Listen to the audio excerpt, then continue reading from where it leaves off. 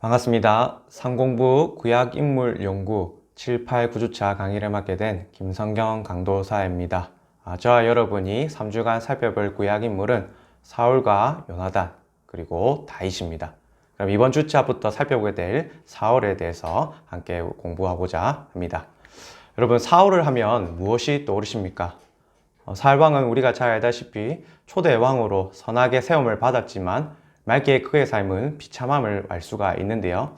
저는 이 사울왕을 생각할 때 이문열 작가가 쓴 우리들의 일그러진 영웅의 엄석대가 생각이 났습니다.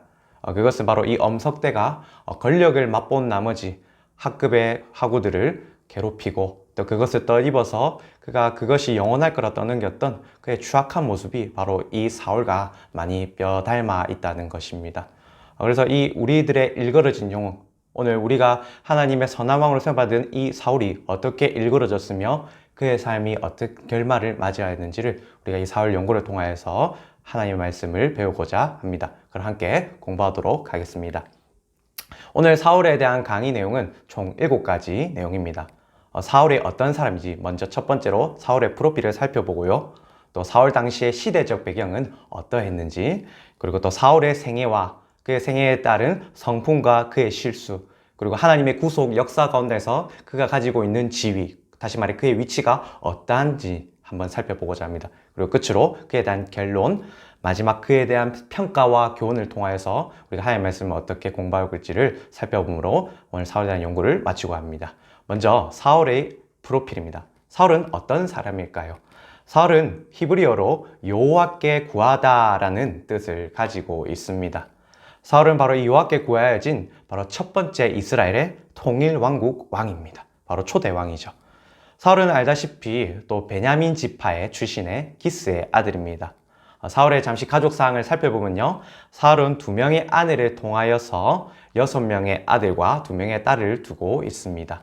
먼저 그림에 보다시피 사울은 본처 아히노함을 통하여서 요나단, 아비나답 또는 류스라고 불리죠. 그리고 말기수와 에스발, 그리고 딸 메락과 미갈, 그리고 첩 리스바를 통해서 알모니, 무비보셋 2명의 아들을 얻습니다.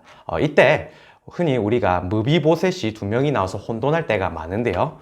먼저 성경에 나오는 무비보셋은 우리가 잘 알듯이 요나단의 아들이기도 하지만 또 동시에 사울의 첩의 아들, 리스바의 아들, 사무엘하 21장 8절에 나오는 무비보셋을 우리가 구분할 필요가 있던 것을 기억할 필요가 있습니다.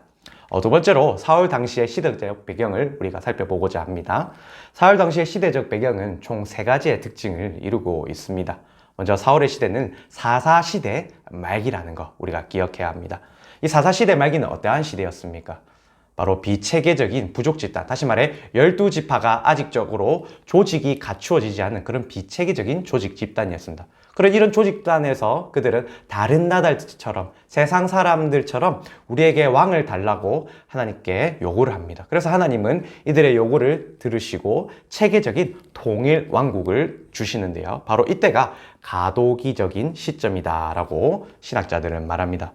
우리를 통해 우리가 알 수 있는 것은 바로 블레셋이나 이 블레셋을 포함한 여러 이방 민족이 많이 침공함으로 이들이 속수무책으로 당한 것을 통해 이때가 얼마나 가도기한 시점인지를 우리가 잘 알 수가 있습니다. 두 번째로 사울 당시의 시대적 배경은 도덕적인 혼란과 방종이 난무했습니다. 이를 대표하는 구절을 우리가 잘 알 수 있습니다. 사사기 21장 25절 말씀이죠. 그때 이스라엘이 왕이 없으므로 사람이 각기 자기 소견에 오른 대로 행하였더라. 그만큼 하나님의 칠이 구원자 사사들의 지배를 받았음에도 불구하고 그들은 도덕적으로 혼란하고 방종하여 끊임없이 죄를 반복하는 그런 일상을 삼았습니다. 세 번째로 사울 당시의 시대적 배경은 예배 중심지가 이동됐다는 것입니다. 처음 하나님이 그들에게 성막을 주신 장소는 실로입니다. 그러나 실로에서 그들은 여러 나라 블레셋의 압박과 또 사울의 즉위 이후 영토 확장으로 인하여서 그들의 예배 중심지는 이 실로에서 길가로 변화되는데요. 바로 이러한 특징을 가지고 우리가 사울의 생애를 좀 살펴보고자 합니다. 먼저 사울의 생애를 우리가 살펴보고자 할 때 사울은 총 4가지로 생애가 구분입니다. 먼저 왕으로 세우기 이전의 그의 삶, 그리고 또 왕으로서의 초기의 삶, 그리고 왕으로서의 중기의 삶, 그리고 왕으로서의 말기의 삶 우리가 기억할 필요가 있습니다. 먼저 왕으로 세워지기 이전의 삶입니다. 사울이 처음에 등장한 것은 사무엘상 9장 1절에 19절에서 그가 아버지의 잃어버린 암나귀를 찾던 중에 나귀의 행방을 찾기 위하여서 그의 종과 함께 사무엘을 찾아가는 장면을 통해서 그가 처음 등장합니다. 하나님의 지시를 받고 또 자신을 한다는 사울은 사무엘에게 기름 부음 받아 왕으로 추대를 받습니다. 그리고 사울의 조언에 따라서 암나귀를 찾고 또 집으로 돌아가는 길에 사무엘의 예언대로 그는 선지자들의 무리를 만나 하나님을 예언하는 하나님의 영을 받는 감동을 그렇게 겪습니다. 그리고 이제 왕의 초기인데요. 왕의 초기에서 그는 하나님의 왕을 세워달라는 그 요구에 백성들의 말에 그들 중심에서 왕을 뽑는 자리에 바로 제비 뽑힐 때 그는 이스라엘 최초로 왕으로 추대됩니다. 그러나 그가 왕으로 즉위가 됐을 때 백성 중에 일부는 또 그를 인정하지 못하고 예의를 표하지 않으며 어떻게 사울이 우리의 왕이 될 수 있냐라고 그렇게 따집니다. 그러나 그가 왕으로 추대되고 길르앗 야벳을 침입한 암몬 족속을 격퇴함으로 말미암아 그들에게 마음을 다 사서 그는 백성들의 지지를 얻고 길갈에서 대관식을 통해 전격적으로 왕으로 이제 왕정 시대를 이제 살아갑니다. 그래서 그가 먼저 제일 행동을 취한 것은 왕의 초기 때 이제 섭정 2년에 군대를 모집하여서 이 상비군을 조직하고 또 국방을 튼튼히 세우는 것을 우리가 들어보게 됩니다. 그런데 이런 군대를 세우고 그는 블레셋과 전쟁할 때 이스라엘이 불리해지자 그는 사무엘이 기한 약속을 끝내 지키지 못하고 사무엘 대신 제사를 직접 수행하는 죄를 범하게 되는데요. 이때 바로 첫 번째로 하나님의 왕권에서 폐위당한다는 1차 경고 메시지를 받게 됩니다. 이때부터 사울은 점점 상태가 안 좋아지기 시작합니다. 그래서 그는 연이은 블레셋과의 전쟁 중에 백성들에게 지쳐있을 무렵 무모하게 금신령을 내리고 심지어 아들 요나단이 죽게까지 만드는 그런 위험을 자초하게 됩니다. 하지만 백성들의 만류하에서 이 요나단이 살아남게 되는 것을 우리가 또 기억합니다. 사울의 이제 왕의 중기입니다. 하나님이 다시금 기회를 주는 찬스에서 또 사울은 이 찬스를 날려버린대요. 바로 하나님께서 사무엘상 15장에서 아말렉을 진멸하라는 이 명령을 그가 불순종하게 됩니다. 이로 말미암아 사울은 영원히 하나님께서 버림을 받고 또한 그의 가문이 몰락을 당한다. 그의 계보대로 왕위가 이어질 것이 아니라는 것을 사무엘을 통해서 다시금 재확인을 받게 됩니다. 이처럼 하나님의 영이 떠난 후 사울은 계속해서 악령에게 시달려 괴로움을 당합니다. 이때 바로 다윗을 처음 만나 그의 치료로 인해서 그는 악령의 치료를 벗어나게 됩니다. 또 그는 계속해서 다시 벌어진 블레셋과 전쟁에서 거인 골리앗에게 이스라엘 군대가 수세를 면치 못할 때 사울은 다윗을 전장에 내보내는 그런 무분별한 어리석은 지혜의 모습을 또 보이기도 합니다. 하지만 하나님의 마음에 합한 다윗은 골리앗을 죽이고 백성의 칭송을 더 많이 받게 됩니다. 바로 이때 사울을 죽인 자는 천천히요 다윗을 죽인 자는 만만히로다 라는 이 백성의 칭송에 다윗을 시기하는 사울은 여러 차례 다윗을 죽이고자 그를 쫓아갑니다. 이렇게 다윗을 죽여가는 여러 가지 과정 중에서 다윗을 도왔다는 이유로 그는 아히멜렉 가족과 제사장 85명 또 놉당의 사람과 짐승들을 몰락시키는 잔인함을 또 보여주기도 합니다. 이제 네 번째로 왕의 말기입니다. 블레셋과의 최후 전쟁에서 또 사울은 어려움을 금치 못당합니다. 이렇게 하나님의 뜻을 또 그가 묻고 선지자 통해서 알아내기도 하나 하나님은 여전히 그에게 침묵하십니다. 그래서 그는 자신이 쫓아낸 신접한 여인을 찾아가 하나님의 방법을 구하고자 죽은 사무엘을 불러오라고 말합니다. 그래서 사무엘을 불러왔으나 오히려 사무엘에게 도움을 받기는커녕 사무엘의 책망을 받고 그가 내일 길보아 산에서 그의 세 아들과 함께 죽음을 당할 것이다 라는 끔찍한 소식을 듣고 그는 장렬히 전사를 하게 됩니다. 이처럼 사울의 생애를 통해서 알 수 있는 사울의 성품을 우리가 이제 살펴보고자 합니다. 첫째로 사울은 순종적이고 성실한 사람이었습니다. 사무엘상 9장 1절에서 6절 말씀 보면 그는 잃어버린 암나귀를 찾으라는 부모님의 말씀에 따라 이 산지 저 산지를 찾아 돌아다닐 만큼 그는 굉장히 부모님 말씀에 순종적이고 또 성실했던 사람입니다. 두 번째로 그는 겸손하고 사려가 깊은 사람이었습니다. 사무엘상 10장 9절에서 16절 말씀을 보면 사울은 사무엘에게 기름 부음을 받고 또 사무엘이 말한 나라의 일을 공적인 절차에 의해 밝혀질 때까지 그 어떤 누구에게도 말하지 않을 만큼 겸손하고 사려가 깊은 사람이었습니다. 뿐만 아니라 사울은 세 번째로 용기가 있고 애국심이 강한 사람이었습니다. 사무엘상 10장 9절에서 16절에서 또 그는 길르앗 야베스 사람들의 구원 요청에 따라 군대를 이끌고 암몬 족속을 격파할 만큼 그는 가감하고 애국심이 강한 용기 있는 자였습니다. 또 그는 네 번째로 간대하고 온유한 사람이었습니다. 사무엘상 11장 12절에서 그가 왕으로 추대받았고 그를 반대했던 자들에게 그는 그들을 멸시하고 보복하지 않고 정치적 오히려 간용하며 간대하고 온유를 베풀었던 그런 사람이었습니다. 그러나 그러한 사람이 하나님의 영을 떠났을 때는 정반대의 성품을 보여주는데요. 다섯 번째, 사울은 성급하고 경솔한 사람입니다. 사무엘상 13장 8절 13절에서 그는 블레셋 침공으로 위협을 느낀 나머지 사무엘이 기다리던 그 기한을 끝내 채우지 못하고 직접 번제를 드림으로 말미암아 그가 얼마나 성급하고 경솔한지를 보여줍니다. 여섯 번째로 사울은 경거망동한 사람이었습니다. 하나님이 다시금 재기회를 주신 그 아말렉을 진멸하는 명령을 사울은 불순종하고 또 자기 마음대로 자기 눈에 사욕을 채우기 위하여서 전리품을 남기는 그런 하나님의 불순종을 저지르고 말하는데요. 이를 통해 그가 얼마나 경거망동한 사람인지를 우리가 알 수 있습니다. 이러한 또 사울의 성품을 통해서 또 우리가 알 수 있는 사울의 실수는 무엇일까요? 사울의 실수를 우리가 계속해서 이제 살펴보고자 하는데요. 사울의 실수는 총 5가지가 있습니다.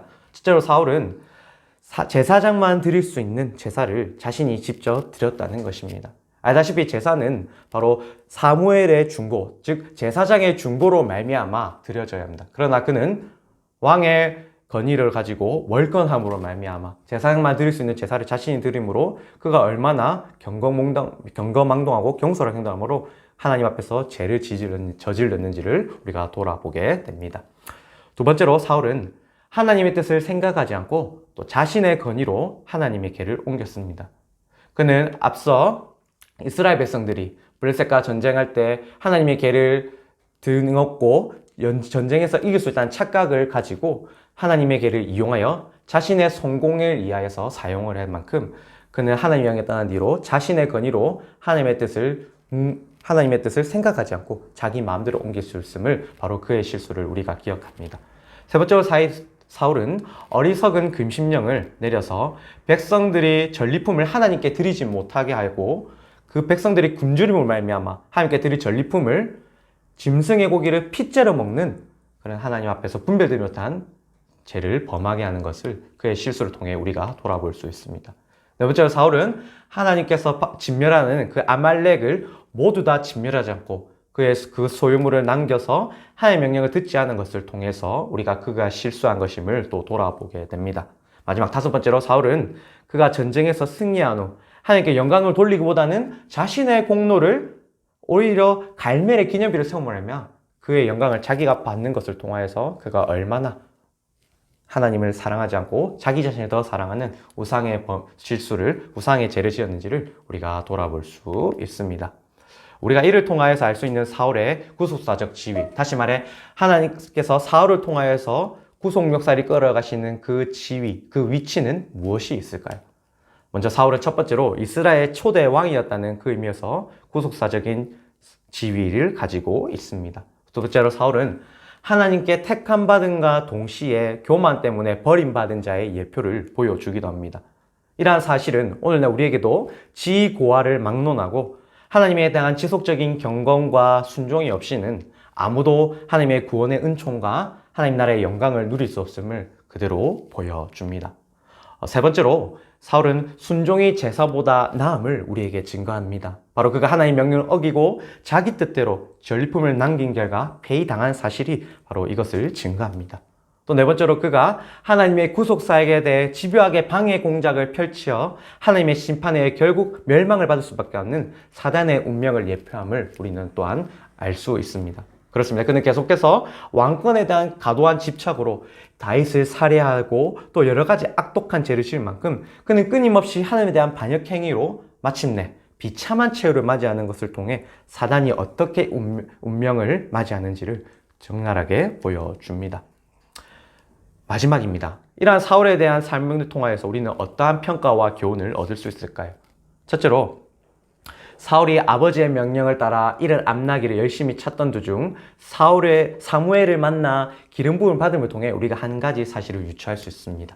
그것은 하나님께서는 자기에게 맡겨진 일상의 작은 일부터 순종적이고 성실하게 책임을 다하는 자에게 더 큰 일을 부여하신다는 것입니다.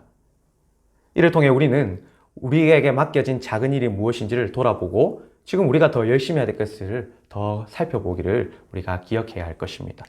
두 번째로 사울이 하나님을 의지할 때 성령님이 그와 함께 하셨지만 그가 자만하여서 하나님보다 자기를 앞세울 때는 성령님이 그를 떠나 돌보시지 않은 것을 통해 우리가 이 한 가지 사실을 또 유추해 보습니다. 바로 그가 하나님을 부인하고 자신을 내세울 때는 하나님께서는 더 이상 사울뿐만 아니라 우리도 돌보시지 않는다는 사실을 우리가 기억해야 합니다. 이것은 예수님이 마태복음 10장 33절에서 내 아버지를 시인하고 부인한 자는 나 또한 그들을 부인하고 시인하리라. 아버지 또한 부인하고 시인하리라는 그 말씀을 우리가 기억해야 합니다. 그럼 우리는 연약할 때, 또 강건할 때, 눈물이 날 때, 또 웃음이 날 때, 언제든지 낮을 때나 높을 때든지 그 어느 때든지 겸손하게 하나님만을 의뢰하고 또 하나님만을 내수하는 그 교훈을 우리가 생각해 볼 수 있습니다. 세 번째로 사울은 블레셋과의 전투에서 사무엘을 끝까지 기다리지 못하고 제사장만이 드릴 수 있는 제사를 직접 드림으로 지금의 상에서는 어쩔 수 없어, 이것은 하나님도 알 수밖에 없어 라는 그런 이기적인 상황 윤리를 펼침을 통해 우리가 또 한 가지 교훈을 얻을 수가 있습니다. 그것은 하나님은 어떠한 상황과 환경 속에서도 하나님 말씀을 그대로 순종하여 행동하기를 요구하신다는 것입니다. 그렇습니다. 하나님 우리 삶 가운데 안에 일의 크고 작음을 농하며 지금의 삶 가운데 상황윤리에 빠져 있는 것보다 하나님의 말씀을 우선적으로 더 생활의 규범으로 삼기를 원하신다는 것 우리가 잊지 말고 기억하기를 소망합니다. 네 번째로 사울이 블레셋과의 싸움에서 형식적으로 하나님을 위하여 단을 쌓은 것을 통해서 우리가 또 한 가지 사실을 유추할 수 있습니다. 그것은 하나님의 능력을 거부하면서도 외형적으로 열심히 신앙생활하는 척하는 것을 우리가 기억해 볼 수 있습니다. 이러한 삶이 전형적을 뭐라고 합니까? 바로 외식하는 바리새인이라고 말합니다. 그러나 사랑하는 성도 여러분, 하나님이 진정 원하시는 예배, 다시 말해 하나님이 진정으로 원하시는 제사는 형식적인 것이 아니라 자기 중심을 하나님께 바치며 회개하고 애통하는 마음, 천국에 바로 애통하는 자에게 있다는 것임을 우리가 기억할 필요가 있습니다. 그래서 행여 우리 마음의 중심에 그저 습관처럼 형식적으로 하나님 앞에 예배드리고 있지 않은지를 우리가 다시 한 번 더 신앙생활을 점검하기를 소망합니다. 마지막으로 사울은 자기 자신을 가시하고 왕에 대한 집착과 다윗에 대한 질투로 인해 결국 이웃을 죽이고 음모하는 비참한 인생을 살다 마지막에 수치스러운 죽음을 맞이함을 통해 우리가 또 한 가지 교훈을 얻을 수가 있습니다. 이것은 우리가 이웃보다 자기가 앞서기 위해서 때론 이웃을 파멸로 몰아넣기까지 수단과 방법을 가리지 않는 오늘날의 현실을 여전히 보여줍니다. 혹 우리에게도 지금 은연중에 이러한 모습이 있지 않은지를 우리가 돌아봄으로 우리가 말씀 앞에서 바로 세워져야 되는지를 돌아보기를 소망합니다. 앞서 말한 대로 사울은 우리들의 일그러진 영혼, 권력에 맞들린 엄석대와 비슷한 모습을 보여줍니다. 이럴 때 우리가 사울의 연구함을 통해 알 수 있는 사실은 무엇입니까? 바로 고린도전서 10장 12절 말씀. 그런즉 선줄로 생각한 자는 넘어질까 조심하라. 우리가 하나님의 은혜를 맛보고 언제든지 겸손하고 하나님 앞에 바르게 살아갈 때 하나님께서 우리를 끝까지 붙잡아 주심을 기억하며 살아가기를 진심으로 소망합니다. 이상 사울의 강의를 마치고자 합니다. 수고하셨습니다.